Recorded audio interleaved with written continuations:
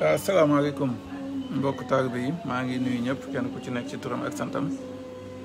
man Ababacar Niang man maay ñëw tey di wax rek ci benn mbir moo xamante ni mi ngi circulé ci dëkk bi muy ay masque yoo xamante ni dañ ni dafa am nataalu ku tedd ki masque yooyu nag ñu bëri ñu ngi askanale ni man maa ko def ñi koy wax nag tudd nañ ci yu bëri ci yoo xamante ni man maa ko def muy téere boobu ñuy wax Majalis ak restaurant bi ñuy wax Touba Café bi nekk Chine ak itam li jëm ci mbiru baas yooyu nekk ci jumaay Touba ji mooy parasol yi waaw kooku nag xëy na daf ma bëgg rek wala mu yéene ma moo tax mu wax loolu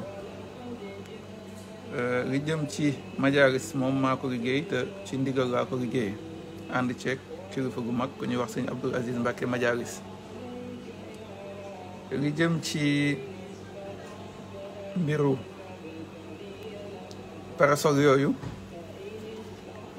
suñu daayira Touba Chine moo ko liggéey donte nag sama ñaq tàbbi na ci maag sama njaboot li jëm ci mbiru Touba Coffee boobu ñuy wax mooy restaurant bi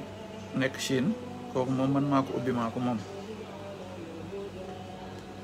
masque yi nag ñuy wax ni mi ngi circulé ci dëkk bi man léegi nii laay doog a jot message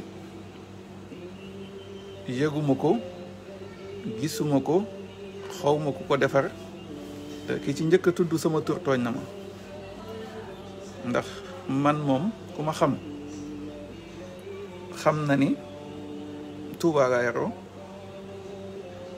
lu ma ñàkk xam yoon wi xam naa war ma yi ñuy jox sëñ bi rawatina nag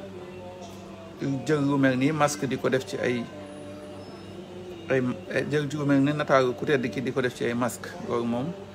suñu fukki junni xel xalaatu ko wët alal jaraluñu ko business jaraluñu ko